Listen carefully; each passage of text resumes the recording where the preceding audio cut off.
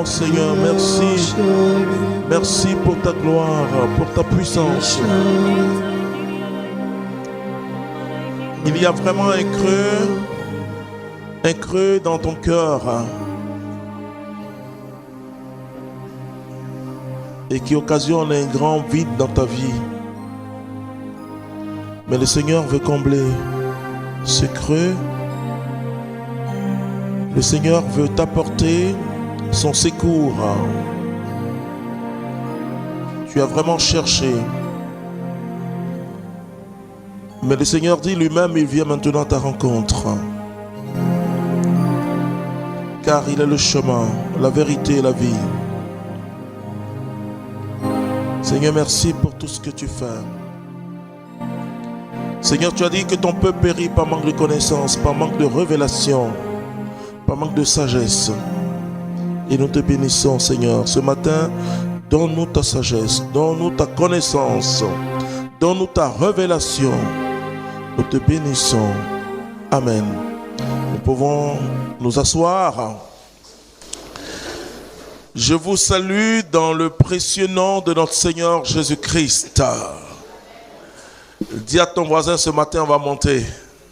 Fais le mouvement, on va monter.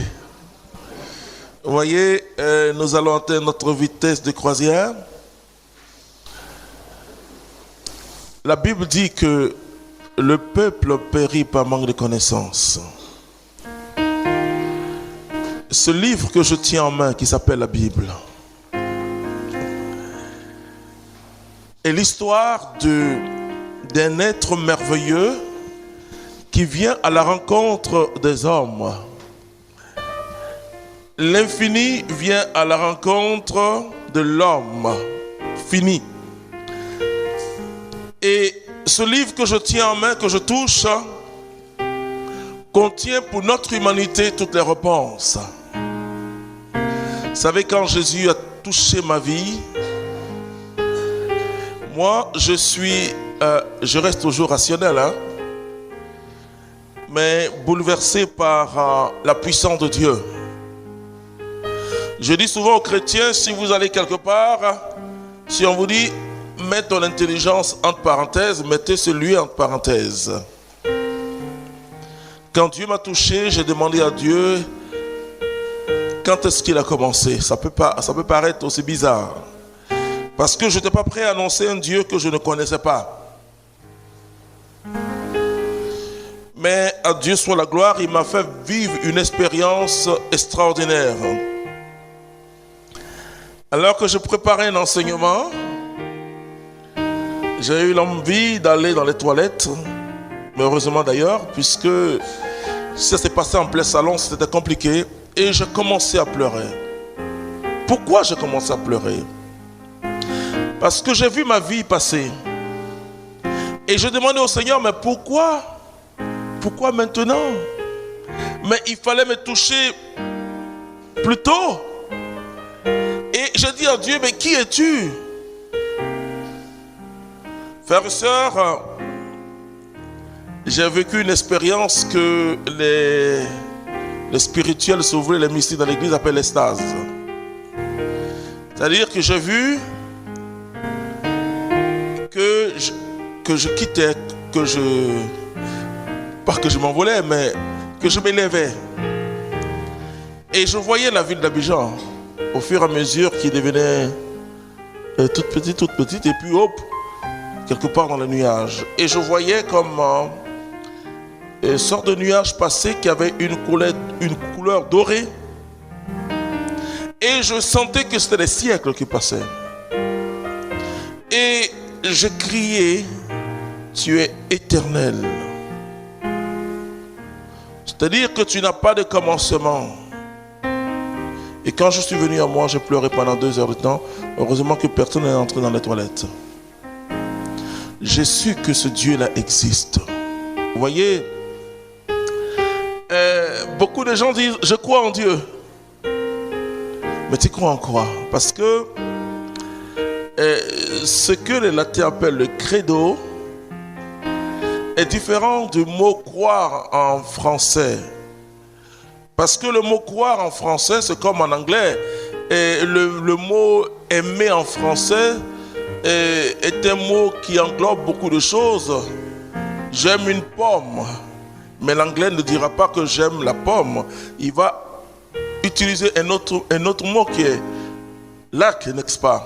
Alors le français lui va dire, et le mot love, to love, c'est aimer. Mais l'anglais divise, c'est la même chose. Croire, ce n'est pas croire à un fétiche.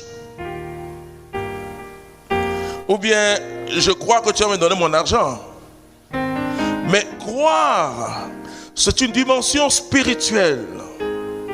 C'est-à-dire saisir l'insaisissable. Et donc, c'est une révélation. Mais cette révélation, c'est pourquoi l'homme, la Bible dit, par l'observance des choses. Quand tu regardes la nature, quand tu regardes l'univers, son intelligence peut permettre d'appréhender l'existence de Dieu. Mais appréhender l'existence de Dieu, ce n'est pas croire en Dieu. Et c'est pourquoi l'apôtre Jacques dira que tu crois en Dieu, tu fais bien, mais le diable aussi croit et il tremble. Mais croire en Dieu, c'est une expérience. Une expérience qui bouleverse la vie. Une expérience qui nous envahit et qui met dans notre cœur une certitude. Comme Abraham, et nous allons parler de lui, qui ne connaissait pas, qui n'avait jamais entendu la voix de Dieu, mais Dieu lui dit, Abraham, quitte ta parenté, va dans le pays que je t'indiquerai. Dieu ne précise pas le lieu, mais Abraham se lève et suit Dieu. Et ça, la foi. La foi défie notre rationalité.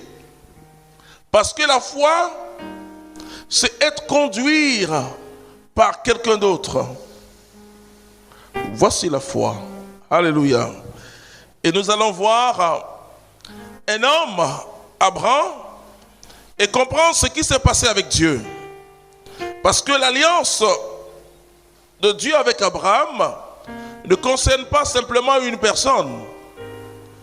Même si ça commençait par une personne. Par ce texte de Genèse chapitre 15 et surtout Genèse chapitre 17, nous allons essayer de comprendre ce qui s'est passé. Un jour, quelque chose s'est passé dans notre famille. Un jour. Dans cette salle, on priait et Dieu a révélé quelque chose qui s'est passé à 1700. 1700. Dans un jour, quelque chose s'est passé. Tu ressembles à quelqu'un, tu ressembles à ton aïeux, tu ressembles à quelqu'un. Vous savez, on n'est pas tombé du ciel, comme on le dit. Il y a des racines. Je suis issu d'une famille et quand vous lisez la Bible, Dieu parle des familles. La famille de David. On parle de Jessé. Amen. Donc, nous allons comprendre les alliances. Le thème que nous allons traiter, c'est les alliances et les autels. Nous allons comprendre toutes ces choses et comprendre aussi les réclamations qui sont sur nos vies. Quand j'ai rencontré Jésus-Christ quelques semaines après, un jour au cours d'une prière, j'ai senti que mes épaules s'élevaient et j'ai senti un poids tomber. Mais pendant que ce poids tombait, j'ai eu l'impression qu'il y avait des cordes, des liens qui se cassaient, qui se brisaient. Et j'ai su que Jésus-Christ m'avait totalement délivré des liens ancestraux. Tu appartiens à Dieu. La Bible dit que tous ceux qui sont en Jésus-Christ sont devenus une nouvelle création. Les choses anciennes sont passées, voici que toutes choses deviennent nouvelles. Tant que tu n'es pas entré dans la nouveauté de vie que nous propose Jésus-Christ, les liens ancestraux sont toujours là. Il va arriver un moment, et je souhaite que ce soit au cours de cette retraite, de ton expérience en Dieu, où tu vas sentir une grande liberté. Tu vas sentir des poids quitter sur ton cœur. Et tu vas sentir une joie intérieure. Même si apparemment ton problème n'est pas encore résolu. Mais Jésus dit que je vous donne la paix. Et cette paix n'est pas la manière des hommes. C'est-à-dire, cette paix n'est pas séquentielle. Tu sauras que le salut en Jésus-Christ a commencé en toi. Et qu'il y a une grande liberté. Tu sauras qu'aucun sorcier, aucune puissance des ténèbres ne peut t'avoir. Mais si tu crois encore que les sorciers peuvent t'avoir, c'est le signe que tu n'as pas encore rencontré Jésus-Christ. Ah oui, tu es peut-être baptisé, mais tu n'as pas encore fait l'expérience pour que les grâces du baptême en toi puissent se manifester. Alléluia. C'est ce qu'on appelle la rencontre personnelle avec Jésus-Christ. Tu vas lire Genèse chapitre 15. Genèse chapitre 15, à partir du verset 7. Il lui dit, je suis le Seigneur qui t'a fait sortir d'Our des Chaldéens. Il dit bien, je suis le Seigneur qui t'a fait sortir. Vous voyez, c'est-à-dire qu'Abraham était quelque part dans les ténèbres. Il n'avait pas la connaissance. Dieu dit, je te fais sortir. Il y a dans notre vie spirituelle, vous savez, il y a l'appel. Jésus dit que il y a beaucoup d'appelés, mais très peu de lui. Un jour, on a appelé ton nom, on a dit, il s'appelle Jean, et on t'a baptisé au nom du Père et du Fils et du Saint-Esprit. C'est l'appel. C'est-à-dire, le prêtre a prononcé ton nom en disant, Jean, je te baptise au nom du Père et du Fils et du Saint-Esprit. La vie de Dieu a jailli en toi. Et cette vie étant tout baptisé à la vie de Dieu en lui. Mais il faut que la vie de Dieu se manifeste en toi. Il y a en toi la vie éternelle si tu es baptisé. Mais vous savez que dans les enfers, il y a des baptisés. Ah oui. Jésus a dit, beaucoup viendront et vont dire, Seigneur, ce n'est pas en ton nom que nous avons chassé les démons, et même les charismatiques, et nous avons prophétisé. Je ne vous connais pas. Vous qui commettez l'iniquité. Il dit aussi que, voici qu'ils viendront, ils vont frapper à la porte, ils vont dire, Seigneur, ouvre la porte. Nous avons mangé avec toi. Il dit, je ne vous connais pas. Ah oui, je ne vous connais pas. Il dit qu'il y a beaucoup d'appelés, mais très peu de lus. Et je prie Dieu que ce soir, tu sois un élu. Abraham avait été appelé par Dieu. Mais il fallait qu'Abraham entre en alliance avec Dieu. Alléluia. En alliance, c'est une rencontre personnelle. Et cette rencontre bouleverse la vie. Moi, je n'ai jamais rêvé prêcher l'évangile. Très, très loin de Jésus. Très loin de Jésus. Ah oui. Je suis entré à l'université en 84. C'est-à-dire, l'université n'était pas ce qu'elle est aujourd'hui. L'étudiant avait de la valeur. Il y avait le Quadio, il y avait vraiment de belles cités. Bon Dieu merci, ils ont réhabilité les cités. J'étais à la chambre, j'étais dans le bâtiment Mermoz, rez-de-chaussée, bâtiment F, chambre 612. Ah oui, je me souviens de cette chambre. Oui. Mais je menais une vie qui ne confessait pas le nom de Jésus. En 81, j'ai commencé à chanter de la chorale de Saint-Jean de Cocody. Mais que Jésus soit ressuscité ou pas, ça n'avait pas d'importance pour moi. J'avais une autre vie. Jusqu'au jour où Dieu a bouleversé mon existence. Donc, tu peux être baptisé et ne jamais connaître Jésus-Christ. D'ailleurs, quand on dit que les sorciers, on va voir ça cet après-midi, quand on dit que les sorciers ont tué un chrétien, je dis c'est pas vrai. Ils ont tué un baptisé, mais n'ont pas tué un chrétien. Le chrétien est supposé quelqu'un qui a fait une expérience personnelle de Jésus-Christ.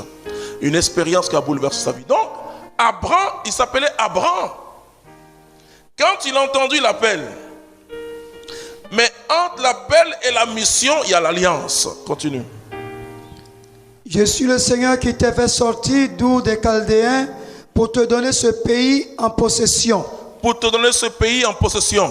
Abraham répondit, Abraham répondit, mon Seigneur Dieu, à quoi saurais-je que je le posséderai? parce que Abraham, qui avait été appelé, n'était pas encore entré dans la révélation. Donc, il avait besoin que Dieu lui dise c'est telle chose, c'est telle chose. Celui qui a la foi, alléluia, il marche dans une confiance et il sait que ce Dieu qui appelle réalise tout. Amen. Il lui dit, va me chercher une génisse de 3 ans, une chèvre de 3 ans, un bélier de 3 ans, une tourterelle et un pigeonneau. Il lui amena tous ces animaux, les partagea par le milieu et plaça chaque moitié vis-à-vis de l'autre. Cependant, il ne partagea pas les oiseaux. Comme le soleil allait se coucher, une torpeur tomba sur Abraham. Un grand sommeil est tombé sur Abraham. Et voici qu'un grand effroi le saisit. Venez, vous trois venez, voilà. Vous voyez, voilà, vous êtes là, voilà. Toi, viens derrière moi. Okay. C'est toi qui as dit, moi, c'est Abraham.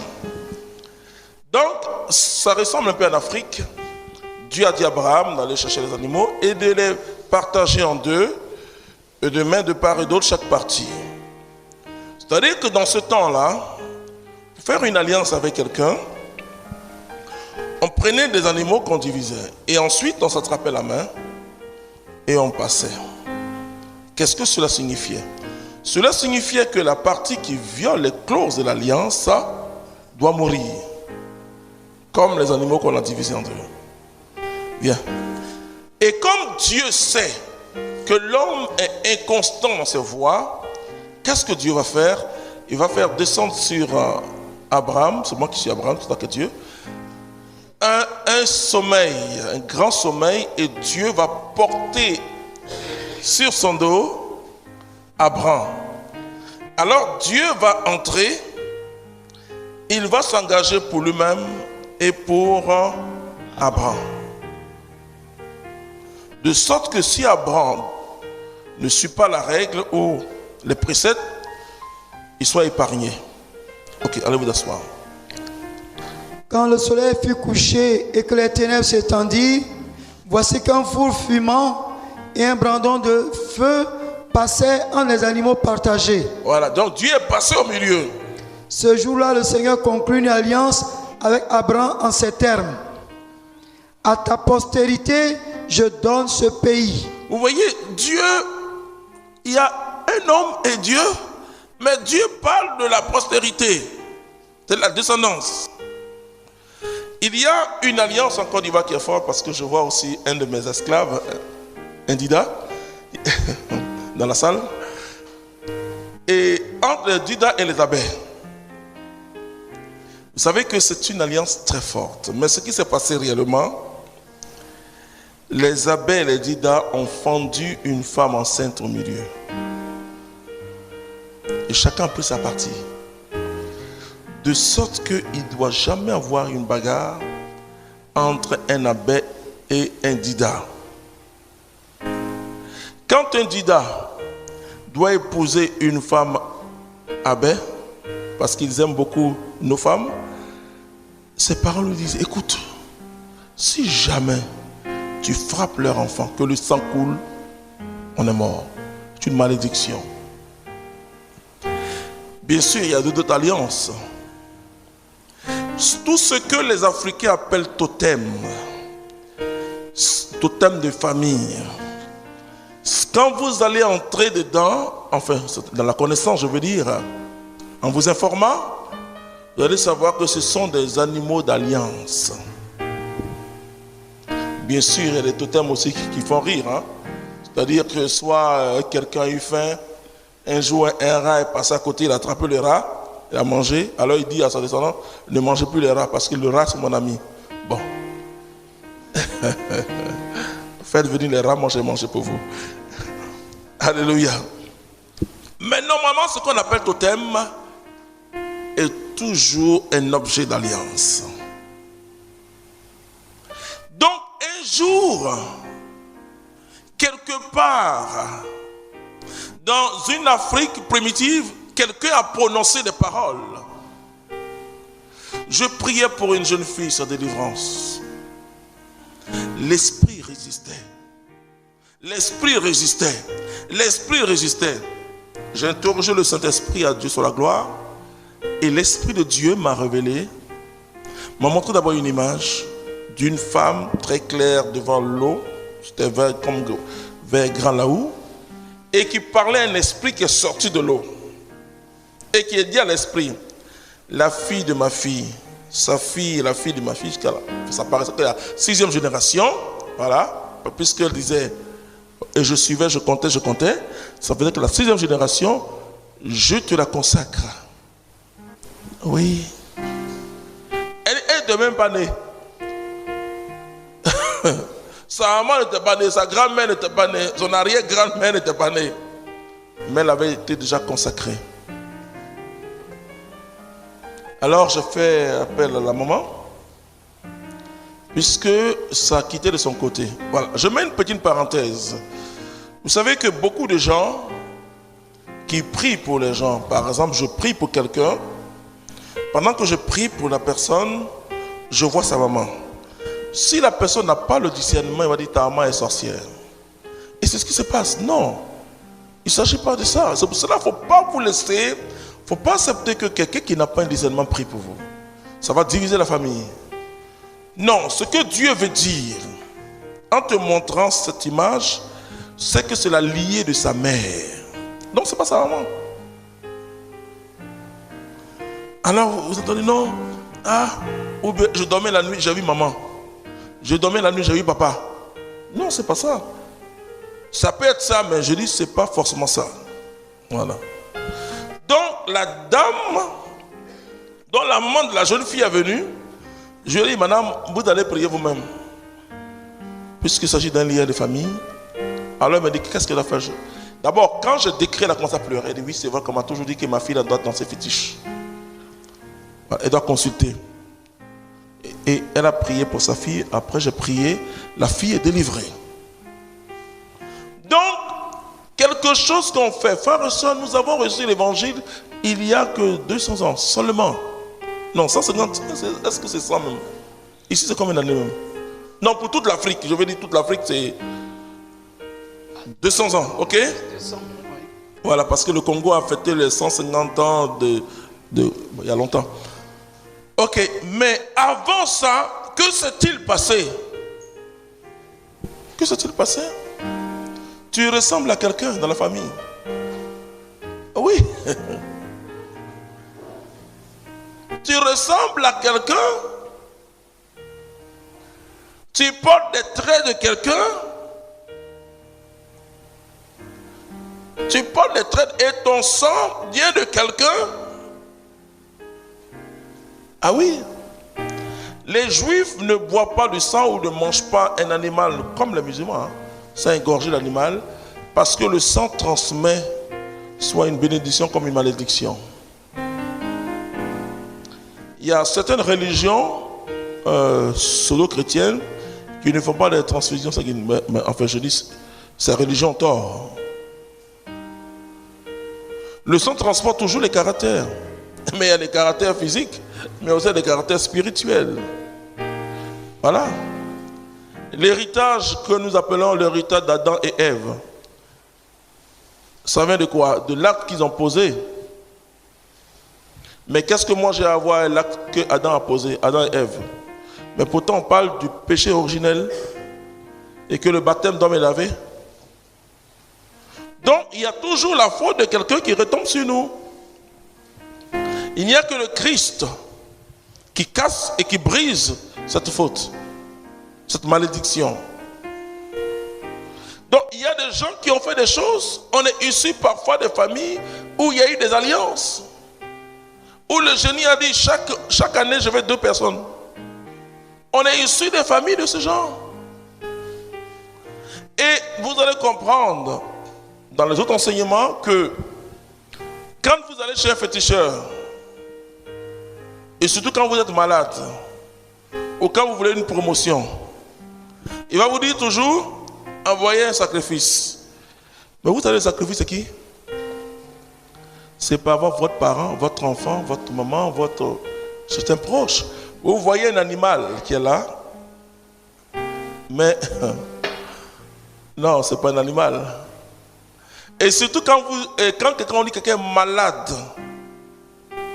et puis la personne doit mourir, on dit faites un sacrifice. Oh, c'est quelqu'un d'autre qu'on veut tuer à sa place.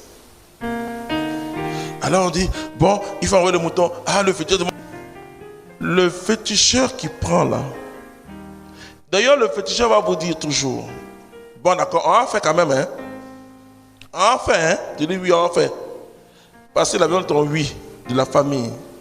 Et celui qui est le représentant légal du malade, il y a toujours une parole, il y a toujours un dialogue. Mais il fait un transfert. Il doit déplacer la maladie. D'abord, premièrement, le mouton est quelqu'un déjà. Et il va transférer ta maladie dans le mouton. Et puis, afin de sacrifice, vous allez manger ensemble. Mais c'est celui qui n'est pas malade là, qui va mourir. Puisque lui transmet les maladies. Toutes les fois où tu as battu chez un féticheur, toutes les fois où on t'a dit faire un sacrifice, c'est un être humain. Quand je vous expliquais comment les sorciers tuent, ils prennent un poulet, ils invoquent ton esprit dedans et puis te tuent. Amen. Donc tu vas lire concernant le sang, oui. On fait l'alliance en génération de la race. Non, ouais. Lis Lévitique concernant le sang. Je vais vous expliquer en deux mots qu'est-ce que... Lévitique 17, 11. verset 11. Oui, la vie de la chair est dans le sang. La vie de la chair est dans le sang. Ce sang, je vous l'ai donné moi pour faire sur l'autel le rite d'expiation pour vos vies. C'est-à-dire que quand on dit Jésus a donné son sang pour nous, c'est qu'il a donné sa vie pour nous. Voilà. Et donc la vie se transmet par le sang. Ah oui.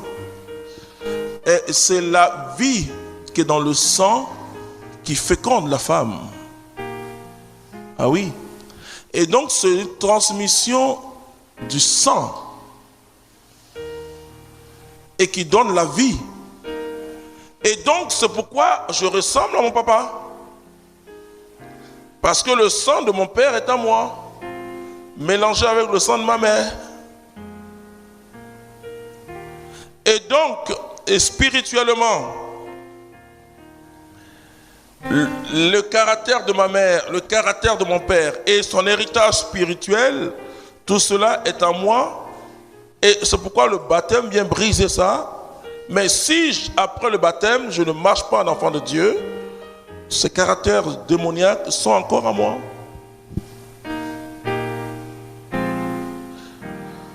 L'alliance, il y a toujours des clauses. C'est-à-dire que quand on va... C'est pourquoi quand vous allez chez un féticheur, il va vous dire toujours, bon, tu fais ça, ne fais pas ça. Tu fais ça, il ne faut pas faire. Hein? Parce que si tu fais, c'est grave. Mais quand le féticheur dit c'est grave là, il ne vous explique pas. Il va vous dire que le fétiche va se gâter. Oh. Il va dire, ah, si tu as fait ça, le fétiche est gâté. Non. Qu'est-ce que le mot le fétiche va se gâter veut dire? Ça veut dire que si tu déconnes, le fétiche va se retourner contre toi. C'est ça. Le fétiche va se... Or, si tu fais le sacrifice et tu continues à faire, ok, il n'y a pas de problème. C'est-à-dire qu'en fin de compte, vous plongez au fur et à mesure que vous faites le sacrifice, vous plongez la malédiction. Mais lui va vous dire, ah, si tu fais telle chose, le fétiche va se gâter. Pour te pousser à plonger toujours dans les ténèbres. Donc il y a des parents, il y a une clause. C'est-à-dire que c'est un contrat aussi en deux personnes. Il y a des avantages. Voilà. Tant que tu vas adorer, tant que ta famille a adoré, tes enfants vont réussir à l'école. Tout va marcher. Voilà. Ta rivale sera jalouse. Mais frères et sœurs, regardez nos vies. Hein? Tous les fétiches que nous avons lapés, nous avons bu et nous sommes purgés avec là. C'est-à-dire, Il faut secouer l'Africain. Ce que je me souviens, j'étais à l'école primaire au C1. Je viens un jour, tous mes frères sont fâchés à la maison. Et moi, j'arrive à mon sac, on me dit, laisse ton sac, assieds-toi. Et je vois les gens sont fâchés et puis on me dit de m'asseoir. Il y a quelqu'un qui est là, qui prend une lame, qui dit, envoie ta main. Il fait 3 traits. Il met une liquide noire. Et lui, il s'en foutait de moi, un petit que j'étais. Je le regardais, puis il dit, mais pourquoi tu fais ça? Vous savez, les mamans disent, toi, toujours tu parles. Mais le jour que j'ai reçu Jésus-Christ, il a mis par toi. J'ai senti comme une fumée qui est sortie. Alléluia. Je n'ai plus rien dans mon corps qui appartient au diable. C'est pas possible. Car il y a eu une nouvelle alliance. Alléluia. Le sang de Jésus a coulé. Donc, imaginez-vous tout ce que nous avons mis sur nous. Mais c'est un héritage. C'est parce qu'on dit, bon, on doit faire ça. Et souvent, même les intellectuels ne se posent même pas de questions. On dit, bon, prends, tu bois. Mais pourquoi je vais boire? Prends, tu mets sur toi. Le vedette de mon, prends ça là. Voilà comment tu fais. Quand tu arrives au bureau, hein, tu mets comme ça. Ce sont des alliances. C'est un pacte gagnant-gagnant. Le diable gagne ton âme. Toi, il te donne un travail. Il te donne un mari, une femme, de l'argent. Et d'ailleurs, l'argent que le diable donne, c'est l'argent qu'il va voler ailleurs. Il n'a rien fabriqué. On dit non, le féticheur, il est fort, il a guéri quelqu'un. J'ai dit attention, il a fait un transfert de la maladie, c'est quelqu'un d'autre. Il n'y a que Jésus seul qui guérit. Alléluia. Il a fait un transfert. Vous allez chez un féticheur. Et ce qui est grave, parfois vous lui dites, j'ai mal au pied. Féticheur, je n'arrive pas à marcher. Il dit, ok, il n'y a pas de problème. Il va te dire, fais toujours un sacrifice. Toujours. Bon, tu fais telle chose, tu fais telle chose, tu fais telle chose, tu fais telle chose. Ou bien tu vas enterrer ça là. Mais ce qu'il va faire, c'est qu'il va faire un transfert. Vous avez mal au pied, ok? Il va transférer la douleur là dans votre foyer. Pour que vous ayez mal de votre foyer. Et que commence à avoir des complications dans votre foyer ou bien dans votre travail.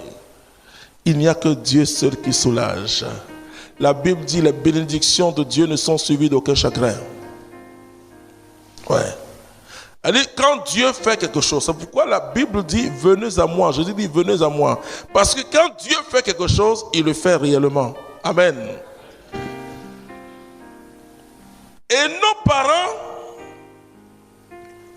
nous ont vendu, c'est l'ignorance. Il ne faut pas faire comme certaines églises évangéliques. Dès que les gens reçoivent Jésus-Christ, ils fuient les pères, ils fuient les mères, ils ne parlent plus. Non, ce n'est pas comme ça. Je dis bien certaines églises, ce n'est pas toutes les églises qui sont comme ça, évangéliques. Non, le catholique, il respecte la religion de quelqu'un d'autre. Mais malheureusement, les chrétiens catholiques sont les chrétiens qui font tout. Ils font Dieu au fétiche. Et ils trouvent normal, parce qu'il y a des gens qui vont vous dire, des gens pastoraux qui vont vous dire, non, mais ça c'est quoi ça? Et quand même c'est notre tradition. Attention, frères et sœurs. Les Africains ne sont pas bêtes.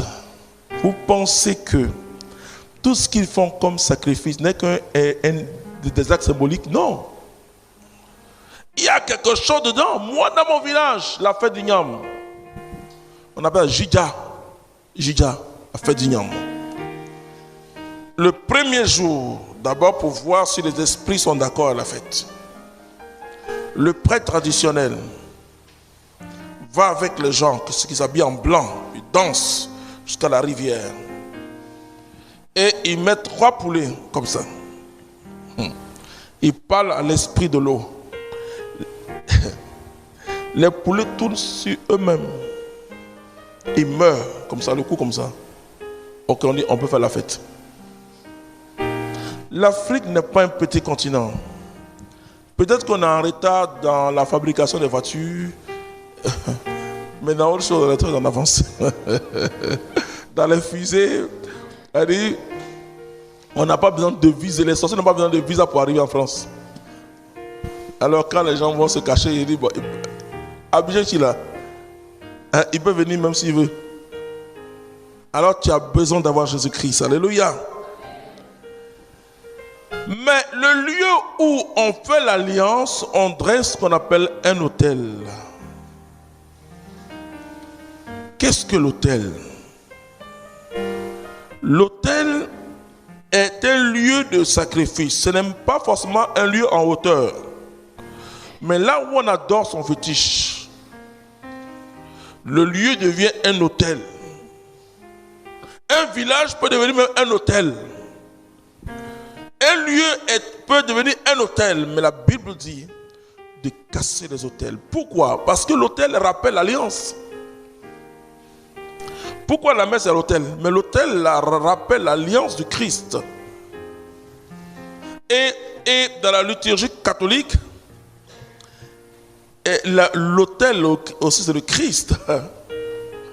Et c'est pourquoi quand le Père vient, les prêtres viennent, il faut un baiser à l'autel. C'est quand on consacre l'autel. Donc l'autel est un endroit important. Dans nos familles, il y a des autels. Des lieux où on enterre les fétiches, des lieux où on adore les fétiches. Dans nos cours familiales, il y a des choses qu'ils ont enterrées. Mais je peux vous le dire, si vous habitez une maison, et que la maison, on a enterré quelque chose là, vous ne pourrez jamais être dans la bénédiction de Dieu tant que ce lieu-là, tant que la chose n'a pas été enlevée. L'expérience que je vis du ministère de la délivrance, c'est que parfois on ne sait pas où la chose était enterrée. Et on dit, on emmène un homme de Dieu. Il bénit ou bien, etc. Mais l'expérience de 25 ans m'a montré que la malédiction est toujours là. Parce que Dieu ne compose pas avec le diable. Ce n'est pas possible. J'ai vu des maisons où on a cassé un coin pour aller enlever le fétiche. Parce que l'Esprit de Dieu doit montrer exactement où l'objet du diable est. Ou bien des chrétiens, par exemple, moi j'ai une dame qui séduisait tous les hommes, tous les milliardaires d'Abidjan. Elle était dans une secte bizarre. Et cette femme avait des diamants, c'est bizarre, et comme son pouvoir. Je priais pour elle. Dieu a dénoncé ça, elle m'a amené ces diamants. Elle dit, est-ce qu'on peut prier sur les diamants là pour qu'elle utilise? Je dis, madame, non. Elle dit, bon d'accord, comme c'est cher, il faut prendre. Je dis, non. C'est à détruire. C'est à détruire, c'était beaucoup de diamants. Alléluia. Elle m'a donné pour détruire. Je n'ai pas donné à quelqu'un d'autre pour aller détruire. Pardon, c'est jamais. Je suis allé détruire, enterrer quelque part. Et je ne vous dirai pas où j'ai enterré. Si dans cet endroit est devenu une mine. Non. Pour vous dire simplement que quelle que soit la valeur de la chose, si c'est de l'or qui a touché un fétiche, il faut jeter. Ne dis pas, bon, mon père, il faut bénir ça. Non, c'est pas possible. Dieu ne construit jamais à partir des fondations du démon. Ça. Donc tu vas dire démolir les autels. Gédéon, chapitre 6, à partir du verset 23. Juge. Juge 6, verset 23. Juge 6, à partir du verset 23. Il arriva que pendant cette nuit-là, le Seigneur dit à Gédéon, prends le taureau de ton père, le taureau d'une seconde portée, âgé de 7 ans, et tu démoliras l'autel de Baal qui appartient à ton père, et tu couperas le pieu sacré qui est à côté. C'est-à-dire que si tu es l'aîné de la famille, et qu'on dit dans la cour, il y a un arbre de fétiche, tu peux détruire l'arbre. Et tu es l'aîné de la famille. Quand on dit dans la cour, il y a un fétiche, tu peux détruire. moi j'allais, avant que la communauté ne se constitue bien, j'allais sur la mission dans des villages pour détruire des hôtels. Jésus-Christ nous protège, alléluia. Puis tu bâtiras au Seigneur ton Dieu, au sommet de ce lieu fort, un autel fait selon la règle. Au sommet de ce lieu fort. Parce que le diable cherche aussi le sommet des lieux forts pour bâtir ses autels. Mais il dit, toi, tu vas bâtir un autel de Dieu. C'est-à-dire qu'il faut que nos cours, il y ait dans nos cours au village, soit une petite grotte, un lieu où quelqu'un peut venir se recueillir, la Vierge Marie, ou une croix de Jésus. Mais il faut mettre, vous savez, pour ceux qui connaissent Asuba, le lieu où on a mis la statue de Marie est un lieu fort, un haut lieu fort. Quand Dieu a déraciné l'arbre, on a mis la Vierge Marie là-bas. Et en Europe, là où est construit les grandes basiliques, c'était des lieux forts. Pour dire que Dieu est le roi des rois. Tu dois casser les autels. Vous savez que nos parents parfois, moi je parle de mon exemple, et quand ils allaient au travail, dans leur chambre, il y avait un petit truc, un tabouret qui mettait une nappe, et ils mettaient pour les génies. Chez nous, à la on appelle les orias, dans des petits cailloux comme ça. Dans les pombos, les petits pombos, les petites assiettes. et ils mettaient des œufs, foufou blanc, foufou rouge, et puis une sauce claire avec poulet. Et puis un petit verre de gin qu'on y boit là.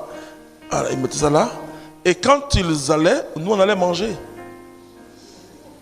Mais quand ils reviennent, ils sont fâchés, ils disent, bon, d'accord, vous avez mangé, mais eux ils ont mangé avant vous. C'est vrai que ils allaient, mais à 9h quand on allait manger, c'était déjà fermenté. L'alcool, tu bois, ça ne te saoule pas. Alors les parents se moquaient de nous, mais ils allaient manger. On dit qu'arrivé, moi, on a laissé. Ah oui. Mais ce sont des hôtels dans ta chambre. Et il doit avoir quand même un petit lieu de Jésus-Christ. Moi, je le dis, j'entre sur les manœuvres comme des ingénieurs, comme des milliardaires en Côte d'Ivoire ici. Mais parfois, tu entres dans le salon de quelqu'un. Tu vois tout sauf une icône de Jésus ou de Marie. Rien. Louis XIV, tu connais Louis XIV, ce qu'il était? Non. Sa figure qui est dans ta maison là. Tu connais? Napoléon, tu le connais? Hein? Tu ne le connais pas? Et nous dressons des hôtels de Baal. Un de mes frères avait payé un tableau vraiment intéressant. Les Guillaume sont allés prier chez lui. Ils ont senti que ce tableau n'était pas bon. Il a payé cher. Hein, donc, il a vraiment une grande maison, etc. Tout est bien. Et tout à sa place. Vous savez, ceux qui ont des grandes maisons, on lui dit tout à sa place. Donc, leur dit d'enlever ce tableau, c'est compliqué. Après, moi, je suis parti là-bas. J'ai regardé ce tableau. J'ai dit non, mais c'est un tableau maçonnique. C'est un tableau maçonnique. Et on enlevait. Le bonheur est entré dans sa maison. Quand vous détenez un objet du diable, il ne peut pas avoir la paix dans votre foyer. Ce n'est pas possible. Jamais. L'anathème. Ouais, Josué 7, à partir du verset 10. C'est-à-dire que Dieu avait dit à Josué, quand ils vont entrer à Jéricho, de ne pas prendre un objet qui appartenait aux gens, si tu veux, aux esprits de Jéricho. Puisque ces objets-là, c'était réservé au culte des esprits. Donc, quelqu'un qui se croit malin, puisque c'est des pierres précieuses ou du métal précieux, et donc en or même, quelqu'un a pris. Il a pris un objet, mais à cause de cette personne, à cause de cet objet, Dieu a frappé Israël.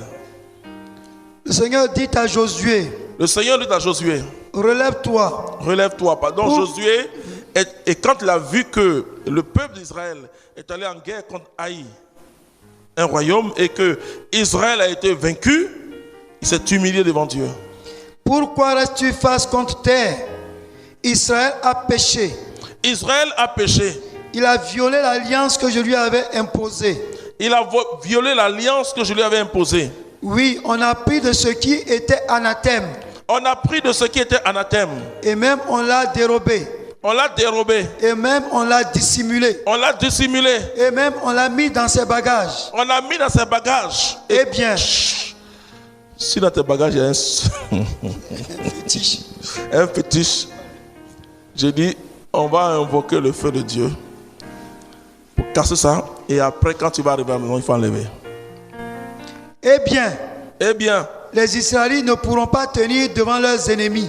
Et donc, quand tu as un fétiche avec toi, tu ne peux pas tenir devant tes ennemis. C'est pourquoi l'Afrique, devant, c'est le... Tant que les Africains auront des fétiches, seront dominés par les autres peuples. Tant que tu as un fétiche, tu ne peux pas tenir devant tes ennemis. Parce que tu as des objets interdits. Et Dieu n'aime pas ça.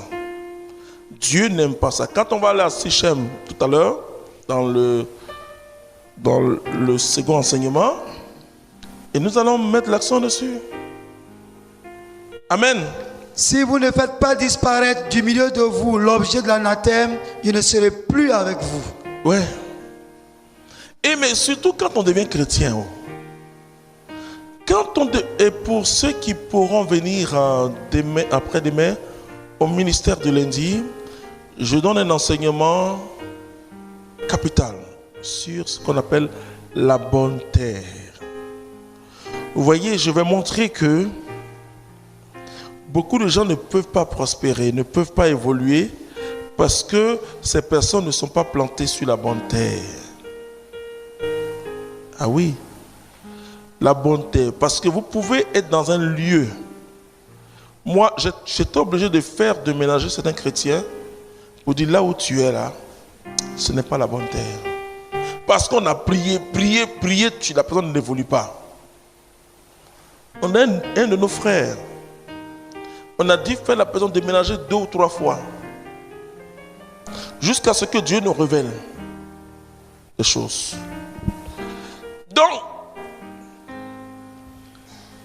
si même quand vous louez une maison, il faut voir la maison qui vous fait évoluer et celle qui ne vous fait évoluer. Parce que vous pouvez entrer quelque part et tout devient compliqué. Alors qu'il n'y avait pas d'histoire avec votre femme. Il commence à avoir des histoires. Il commence à avoir, c'est que il y a une forteresse, il y a un hôtel à casser. Ah oui. J'ai une de mes filles, on a prié, là, aujourd'hui, elle cherche une autre pharmacie. Pourtant, on a prié, Dieu a révélé. Dieu a dit que pendant la construction de sa pharmacie, il y a eu quelque chose. Elle a dit, non, et qu'elle allait demander à sa maman. Sa maman dit, oui, c'est vrai, que dans les fondations, dans tel lieu-là, elle a mis quelque chose là-bas. On m'a dit maintenant il faut trouver. Quelque chose qui a daté depuis 15 ans, 20 ans, il faut trouver. On a prié. Dieu a révélé la place. On l'a cassé, on a trouvé. De l'eau de mer. Avec les anciens billets de 500 francs. Là. Vous savez, les anciens billets de 500 francs là, qui étaient dedans. Mais le lieu même, il y a eu, et Dieu a dit, on a cassé ça. Mais il y a eu trop de choses. Actuellement, elle est en train de construire une nouvelle pharmacie ailleurs. Pour vous dire que l'hôtel doit être cassé. Doit être cassé. Si vous êtes le fils aîné et que dans votre cour familiale au village, il y a une place où on fait les sacrifices, il faut changer ça. Il faudra mettre une grotte. Je vous en supplie. Je prie Dieu. Pour ceux qui sont catholiques, que partout ils mettent Marie ou la croix. Il faut mettre. Il faut que quand on entre chez vous, On sent tout de suite que vous êtes chrétien. C'est chez toi. Bon, au bureau, tu ne peux pas mettre... Ton bureau peut devenir un sanctuaire. Bon, ça aussi vraiment, moi, parfois j'entre dans les bureaux des catholiques, je dis, bon, il ne faut pas exagérer. Ici, c'est pour l'État de Côte d'Ivoire. Elle dit que le bureau même s'est transformé en sanctuaire. Ça aussi, moi, je ne suis pas d'accord. Parce que ça, c'est pour l'État de Côte d'Ivoire. Tu peux avoir une petite image à côté de toi. Voilà. Tu vis, voilà, mais ça, mais chez toi à la maison, elle dit, celui qui entre même, il faut qu'il sache qu'il a affaire à un enfant de Dieu. Voilà. Il faut qu'il mette les Louis XIV, les Napoléon, les Hitler, leurs photos. Ça hante les gens. Ou les dieux grecs là. Oui, il y a des grands types qui ont ça. Hein? Des images où il y a la femme qui a un seul bras là.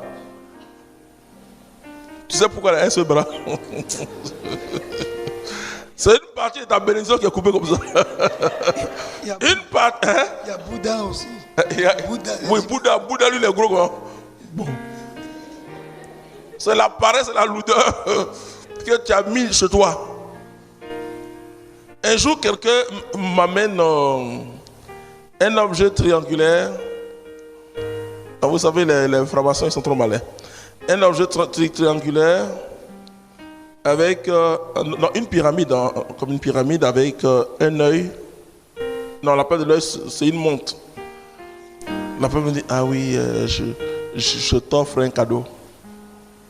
Je déballe, je vois, j'attends la besoin, je casse ça. Parce que c'est le signe de la franc-maçonnerie, le triangle avec l'œil au milieu. Et moi j'aimais ça dans mon bureau d'homme de Dieu. Et les gens vont venir pour prier, que j'ai prié pour eux. Non. Le chrétien, c'est vrai, il ne doit pas voir le démon partout. Hein. Vous savez, j'aurais des chrétiens qui mettent le chapelet. Non, c'est pas ça la vie. Le chrétien, c'est un homme normal. C'est pas aussi celui qui met 3 croix sur son cou, qui attache le chapelet là. Non, vraiment, il faut être tranquille. Jésus est dans ton cœur, alléluia. Voilà, tu n'as pas besoin de trop de choses pour qu'on te dise que tu es chrétien. Mais quand on va chez toi là, on doit savoir que tu es chrétien. Tu vas lire ce que la Bible dit, Deutéronome chapitre 18, verset 10. Vous savez, la Bible dit qu'on ne trouvera chez toi. J'insiste. Parce que chez toi, vas-y. Deutéronome 18, à partir du verset 10. On ne trouvera chez toi personne qui fasse passer au feu son fils ou sa fille, qui pratique divination,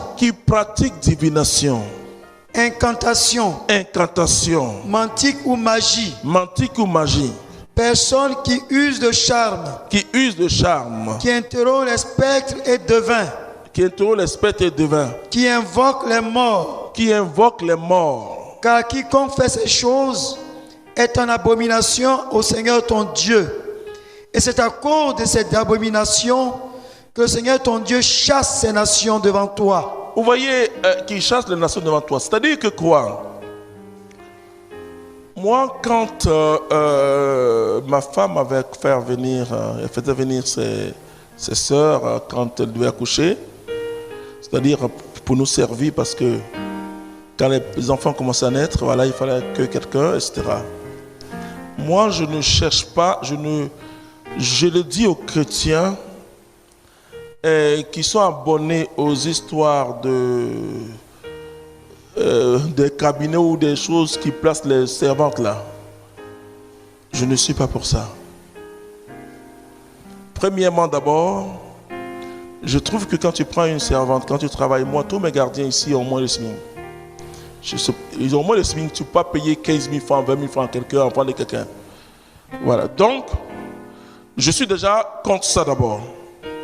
Deuxièmement, je dis, bon, si tu prends une servante, parce que le chrétien peut prendre, même un musulman peut travailler. Je vous dis que les musulmans sont nos alliés. Les musulmans adorent le vrai Dieu. ça, on n'a pas la même conception de ce vrai Dieu. Voilà. C'est la conception, nous, on a la conception trinitaire et que la révélation réelle. Ok. Mais les musulmans adorent Dieu. Les bouddhistes n'adorent pas Dieu. Les maïkariens n'adorent pas Dieu. Mais les musulmans, ils adorent Dieu. Ça, je le dis aux chrétiens. Ok. Mais la personne qui vient chez toi, si tu as ta religion, tu as une religion boussoniste, c'est ça, non, c'est son lien. Voilà, Bousso, ça dit le sorcier, enfin, diable ou je sais pas bon. Boussoniste, voilà. Tu adores un génie. Mais chez moi, à la maison, tu ne peux pas le faire. Elle dit, ton génie là, va adorer en brousse et reviens chez moi. Quand tu es chez moi, la Bible dit qu'on ne trouve chez toi quelqu'un qui adore ces choses-là. Oh, souvent, qu'est-ce qu'on fait? On prend n'importe qui pour venir nous servir nos enfants. Et après, on se tente que nos enfants sont turbulents. Mais tu connais la personne là? Et pour cela, nous, on est en train de penser à un système pour prendre des gens, les former chrétiennement pour aller travailler chez les chrétiens. Ah oui. Parce qu'on doit délivrer. Alors qu'est-ce que je fais quand ma femme fait venir ses soeurs? Le premier jour qu'elles arrivent, je prie d'abord pour la délivrance. Je chasse les esprits bizarres. Et je prie pour l'infusion de l'Esprit Saint pour que la personne soit remplie du Saint-Esprit. Alors tu peux t'occuper de mon enfant. Parce que moi je prie pour mon enfant dès que ma femme me dit qu'elle est en retard de quelques jours. Chaque jour j'impose les mains. Alléluia. Ouais, enfin, pas à l'enfant mais au ventre de ma femme. Pour que ça touche l'enfant. Alléluia. Donc, on ne doit pas trouver chez toi quelqu'un. Oh, parfois on dit, bon, comme sa maman, elle est là et puis elle fait ses fétiches chez toi. Je dis, maman, tu es ma mère, il n'y a pas de problème. Mais chez moi, on ne fait pas ça.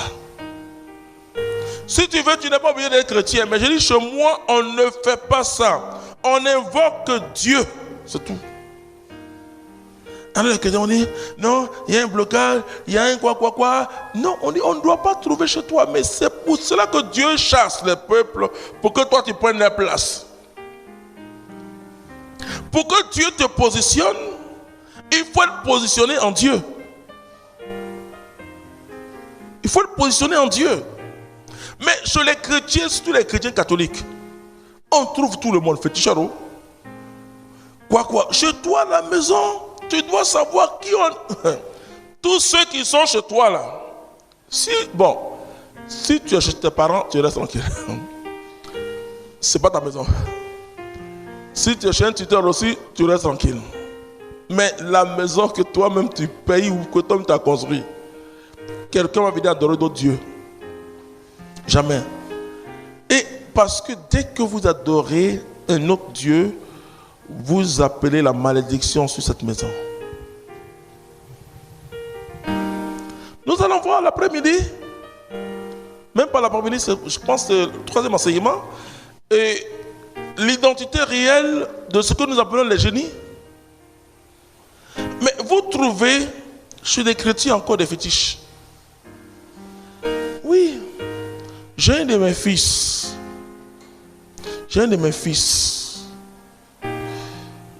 qui vient de sauter de son poste. Mais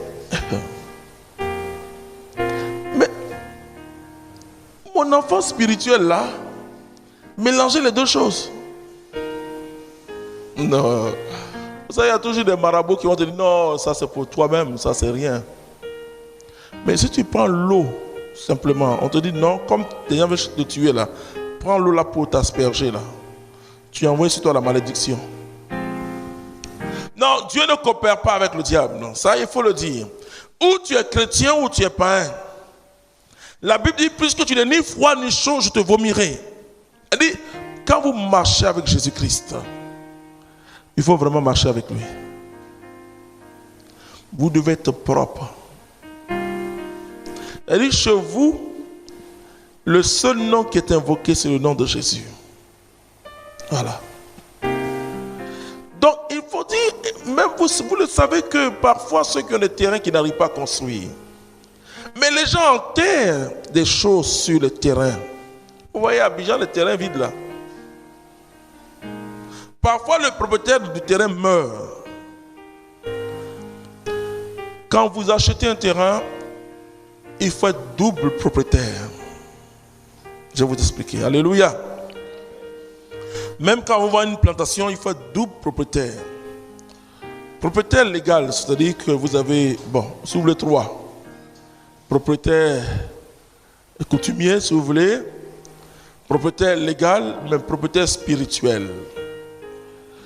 On vous a vendu le terrain, mais le terrain peut spirituellement appartenir à qui? À Satan. Et beaucoup de chrétiens ne savent pas. On t'a vendu la maison là. Où tu as construit là, la maison peut appartenir au diable. Alors, tu es là, mais tu ne peux pas prospérer dans cette maison. Il faut prendre la possession spirituelle de cette maison. En invoquant le nom de Jésus dans le sous-sol, l'espace physique et spirituel de cette maison. Voilà. Alléluia. Donc, nous allons Alliance, le nom. Prier ensemble. Alliance, le nom. Le nom. Le nom. L'alliance et le changement de nom. Ouais. Okay. Moi, voici mon alliance avec toi. Tu deviendras père d'une multitude de nations. Et l'on ne t'appellera plus Abraham, mais ton nom sera Abraham. Ok. Merci Guillaume. L'alliance entraîne forcément un changement de nom. Quand moi j'ai reçu Jésus-Christ, j'ai essayé de savoir qu'est-ce que le nom Akobé veut dire. Ah oui, c'est important. J'ai interrogé ma famille. Bon, j'ai appris après que, à vrai dire, mon nom Akobé est un bon nom. C'est un prénom qui est devenu nom. Vous savez qu'en Afrique, c'est comme ça. Des prénoms qui deviennent noms, des noms qui deviennent prénoms, ça y a beaucoup. Hein? Chez mes parents baoulés, ils n'ont pas de problème. Kwaku, Konan, Kwaku. Bon, eux, ça, ils peuvent mélanger. Kofi même, voilà. Bon. Donc, mais vous allez voir que les noms ont souvent une signification. Il y a des gens qui s'appellent Nzi, Tano, Dibi. Et vous allez voir que ce sont les noms de fétiches qui montrent l'alliance dès le départ. Bandama, qui montrent l'alliance dès le départ. Cette famille appartient à l'eau Bandama là. Mais tu es devenu chrétien, bon. Tu as eu tous tes diplômes avec son nom. Tu n'as pas le dire au juge de changer. Mais toi-même, donne-toi un autre nom. Alléluia. Elle dit quand on te prononce le nom Bandama, tu dois entendre Bandama de Jésus. Tu dois entendre Jourdain, le Jourdain. Le Jourdain, tu dois entendre le Jourdain. Quelque chose comme ça. Alléluia.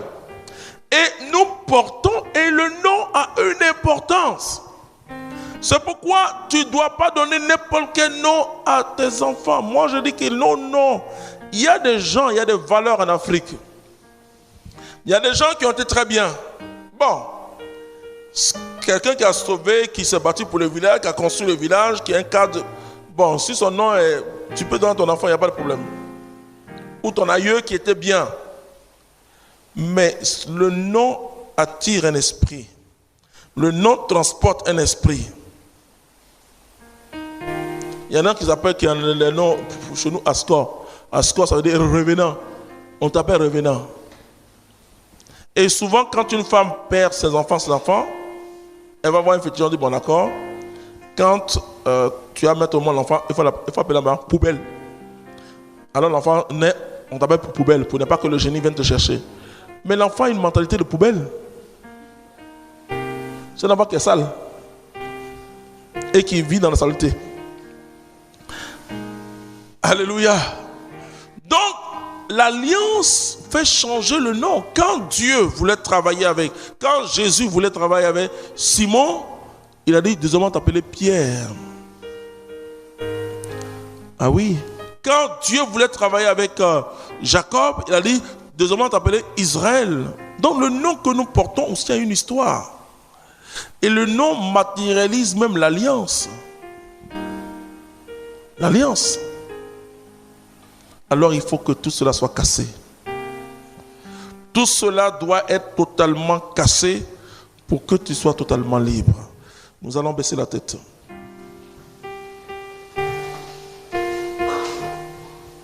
Tu vas demander à Dieu ce matin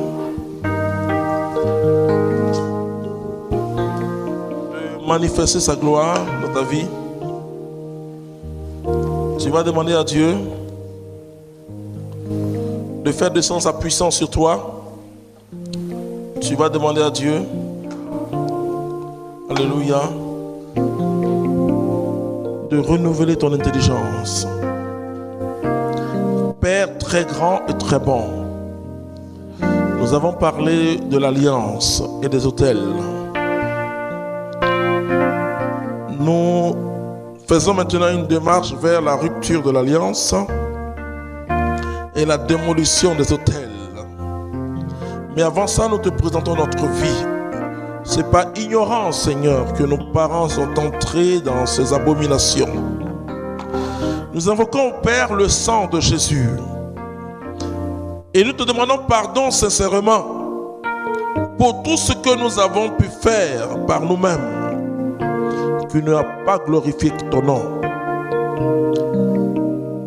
Tous les actes que nous avons posés, contraires à ta parole, pour cela nous te disons merci de nous pardonner. Maintenant, frères et sœurs, vous allez invoquer le nom de Jésus avec moi. Seigneur Jésus, tu es l'Emmanuel. Dieu avec nous. Ce matin, je te donne ma vie, totalement ma vie. Sanctifie-moi par le sang de l'agneau. Transforme mon existence. Fais de moi ton témoin. Écris mon nom dans le livre de vie. Sois mon sauveur et mon Seigneur. Éternellement. Amen.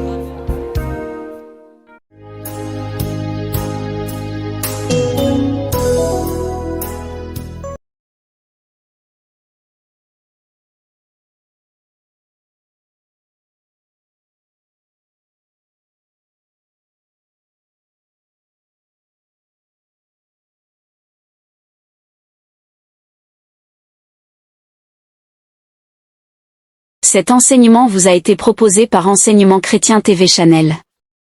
Si vous avez été béni par ce message, abonnez-vous à notre chaîne pour plus d'enseignements. Que Dieu vous bénisse.